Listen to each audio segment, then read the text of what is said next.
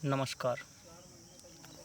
मेरा नाम पारस द्विवेदी, ग्राम पोस्ट सिंहपुर, ज़िला सतना, मध्य प्रदेश का निवासी हूँ। मैं आप लोगों को एक कहानी सुनाने जा रहा हूँ। ये कहानी नारी शक्ति पर आधारित है। सिंहपुर क्षेत्र में एक किला बना हुआ है जिसे देवगढ़ के नाम से जाना जाता है।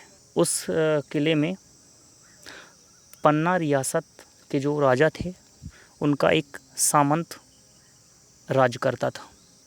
उस सामंत को जब ये पता चला कि उसके किले में, जहाँ वो किला बना है, उस ज़मीन के अंदर हीरा पाया जाता है। चूँकि सिंहपुर में पन्ना का पठार भी आता है, तो हम सब लोगों को ही पता है कि यहाँ पे हीरा पाया जाता है। जब उस सामंत को ये पता चला तो उसने हीरे की खदान खुदवानी चाहिए।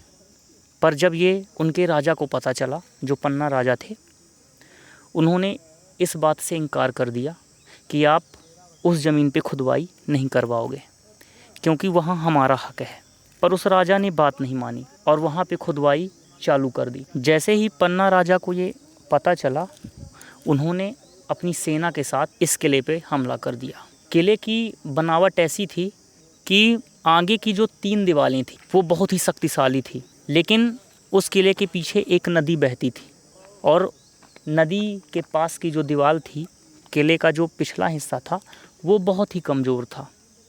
पन्ना राजा को ये पता नहीं था और उन्होंने इस किले पे तोप से हमला करवा दिया। चूँकि किला बहुत शक्तिशाली सा था, इस कारण तोप का भी असर उसमें नहीं हुआ। 6 महीने तक लंबे इंतज़ार के बाद आखिरकार एक दिन जब वह सामंत देवगढ़ किले में घूम रहा था, तो उसने अपने परिक्षेत्र में एक घोड़ा देखा। उस घोड़े की एक आंख नहीं थी। उसने सैनिकों को बुला के पूछा कि इस घोड़े की आंख को किसने फोड़ा।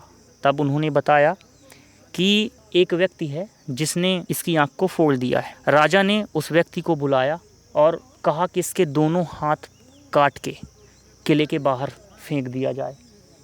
राजा के आदेश के अनुसार उसके सैनिकों ने उसके दोनों हाथ काट के किले के बाहर फेंकवा दिया। उसी समय पन्ना राजा वहाँ पे ठहरे हुए थे, क्योंकि ये किला अजेय था और बहुत ही शक्तिशाली था। अनहोनी ये हुई कि सामंत ने जिसके हाथ कटवा के किले के बाहर फेंकवा दिया था, वही उस किले का वास्तुकार था। उसी ने महल को डिज़ाइन किया था। पन्ना राजा को जब ये पता चला, उसे बुलाया गया तो उससे पूछा गया कि इस किले को कैसे जीता जा सकता है।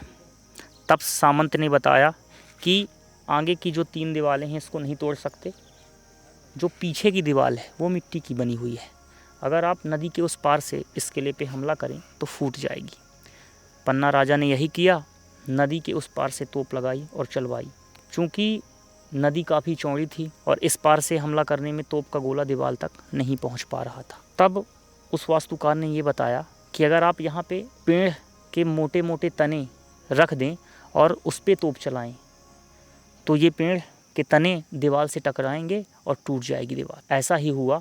दीवार जैसे ही टूटी, सामंत वहाँ से अपने घोड़े से भाग गया, लेकिन उसकी पत्नी और बेटी वहाँ से नहीं भाग पाई।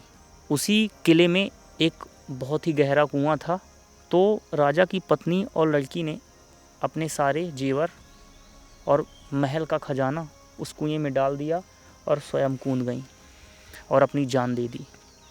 आज भी वो किला बना हुआ है, पर उसकी हालत अब सही नहीं है। कहा जाता है कि जो लोग उस किले पे खजाने की तलाश में जाते हैं, वो अपना मानसिक संतुलन खो देते हैं। और इस क्षेत्र के लोग राजा की पत्नी और उसकी बेटी को देवी का दर्जा देते हैं और जाके पूजा अर्चना की जाती है। और आज भी उनकी पत्नी और बेटी उस किले की रक्षा करती हैं, उस खजाने की रक्षा करती हैं और साथ में पूरे देश की रक्षा भी करती हैं। धन्यवाद।